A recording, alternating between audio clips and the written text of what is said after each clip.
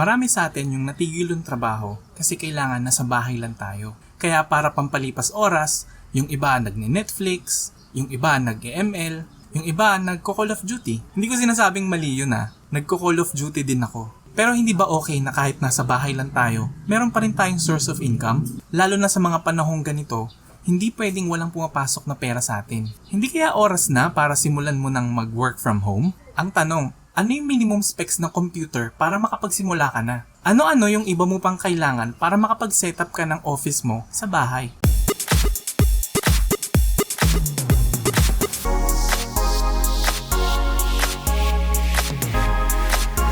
Ayos ba tayo dyan? Ako si Garrett Sean. Welcome sa isa na namang episode ng Go Garrett, kung saan pinag-uusapan natin ang lahat ng tungkol sa freelancing, adulting, and everything else in between. Sa video na to, i-share ko kung ano-ano yung mga gamit na at least meron ka dapat para makapagsimula ka ng mag-work from home. Mula sa minimum specs ng computer, bilis ng internet, hanggang sa paghahanap ng tamang pwesto sa loob ng bahay para i-set up yung office mo, tutulungan kita. Hindi natin kailangan ng perfect home office. Kung wala tayo nung isang gamit, maghahanap tayo ng alternative. Pinoy tayo resourceful. Kung first time mong manood ng video ko, mag-subscribe ka na sa channel ko para makagawa pa ako ng maraming videos na kagaya nito para sa'yo. Okay, simulan na natin bago pa ako mapawisan. Maganda na may dedicated kang pwesto sa loob ng bahay kasi makakatulong yan sa concentration mo habang nagtatrabaho. Swerte mo kung may sarili kang kwarto kasi madali na lang magpasok ng lamesa doon tapos isasara mo na lang yung pintuan, wala nang iistorbo sa'yo. Pero kung kagaya mo ko na walang sariling kwarto, maghanap ka ng pwesto na sa tingin mo walang iistorbo sa'yo habang nagtatrabaho. Pwede na sa sulok o sa tabi ng sala o sa ilalim ng hagdanan. Hanggat maaari, konti lang dapat yung distraction. Ako pinili kong pwesto dito sa gitna ng ref at ng cabinet. Well, wala naman akong choice. Kahit na anong available na lamesa, pwede. Basta yung height niya ay tama lang na hindi ka napapayuko o nahihirapan. Ang standard height naman ng office table ay 28 inches. Kung meron sa inyong study table na hindi ginagamit, pwede na yun. Yung sa akin, nagpagawa lang ako dati sa karpintero. Yung nakikita natin sa highway, 2,500 ang gastos ko dito. Pero again, hindi nyo kailangang gumastos. Kung ano yung meron, yun yung gamitin. Kahit nga yung hindi ginagamit na sewing machine, pwede Maglagay din kayo ng lamp para may ilaw. Meron ako nakita sa Tiangge, nasa 150 to 250. Pwedeng-pwede na yun. O kung yung pwesto mo ay maliwanag naman, baka hindi mo naman kailangan na ng ilaw. Yung sa akin, nabili ko sa Ace Hardware. 595 siya. Kasi yung ilaw niya merong warm light at white light. Para daw makatulong sa mata natin. Pero ngayon hindi na gumagana yung white yung warm light na lang. Ito din yung ginamit kong main source ng ilaw dun sa first 2 episodes ko. Tapos nilagyan ko ng hook at sinabit ko sa pader para maging overhead lamp. Tipid space. Wais no. Malamang sa alamang, meron na kayong electric fan sa bahay na pwede mong gamitin para hindi ka na gumastos. Kung walang ekstrang magamit, maraming mura at iba't ibang size na mabibili sa Tiangge. Itong sa akin, 150 lang yung bili ko sa kanya. Itong sa akin, 150 lang yung bili ko. On and off switch lang siya. Hindi siya nalalakasan, hindi din siya nahihinaan. Pero ang nagustuhan ko sa kanya ay yung clip-on siya at pwede siyang isabit. O tipid space ulit.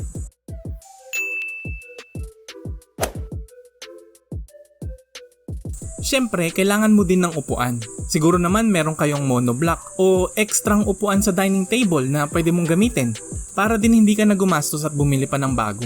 Ako, nag-DIY lang ako ng upuan. Ginamit ko yung case ng soft drinks tapos nilagyan ko ng strips ng kawayan. Inalambre ko para dumikit.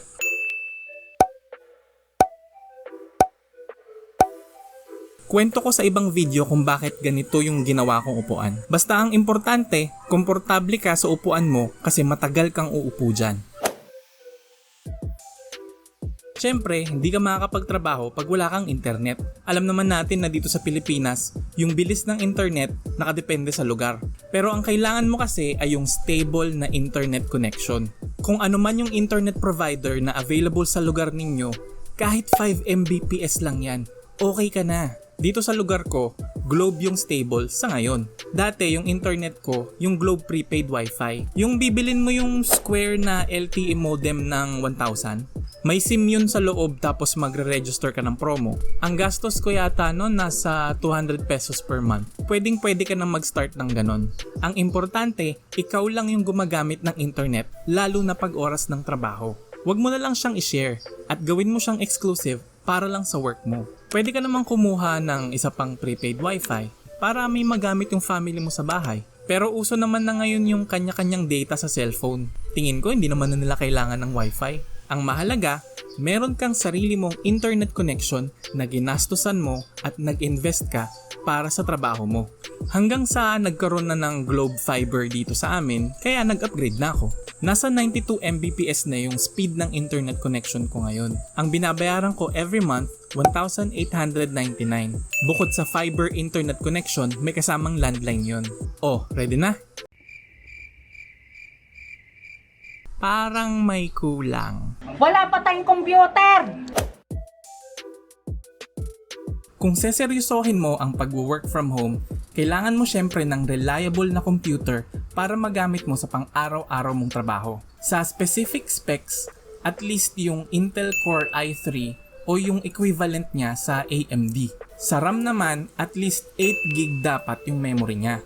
Enough na yon para kayanin niya yung standard usage kagaya ng pag-open ng maraming tabs sa browser, simpleng copying and pasting, basic photo at video editing, pati na rin yung pag-open ng maraming software o maraming apps ng sabay-sabay. 512GB na storage space. Pwedeng-pwede na yon. Piliin mo yung tinatawag na SSD. Mas mabilis yon kaysa dun sa tinatawag na HDD. Windows 10 na operating system kasi yan naman yung common ngayon eh. Itong mga specs na binanggit ko, ito yung minimum para makapagsimula ka na. Syempre, the higher the specs, the better. Sa panahon naman ngayon, karamihan naman sa atin meron ng personal laptop. Or at least may mahihiraman. Pwede mo nang gamitin yon para hindi ka na bumili. Pero kung gusto mo talaga bumili ng brand new, usually sa budget na 20 to 25k, meron ka nang makikitang magandang laptop. Sa desktop naman, pwede ka na magpa-assemble ng 15 to 20k na budget. Sa case ko, I have both a laptop and a desktop. Pero dati, nagsimula lang din ako sa laptop lang. Hanggang sa bumili ako ng external keyboard, pati ng laptop stand, para tumaas yung height niya at maging tama yung sitting posture ko. This year na lang din ako nagpa-assemble ng desktop dun sa kaibigan ko. Pwede kong i-link sa baba yung Facebook niya para pwede nyo siyang kontakin. Nagpa-assemble ako ng desktop para na rin added reliability sa mga clients ko. Mas marami akong magagawa at mas mabilis ako makakapagtrabaho kapag mas malaki yung screen ko at mabilis yung computer.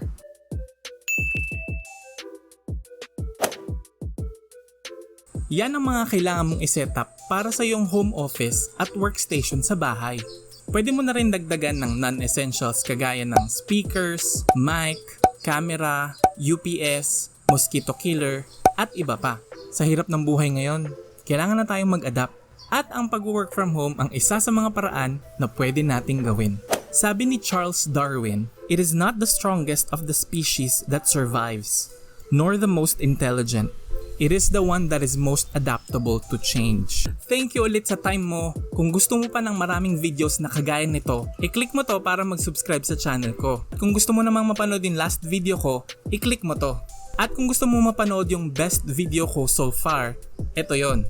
Thank you at kita-kits sa next kong upload.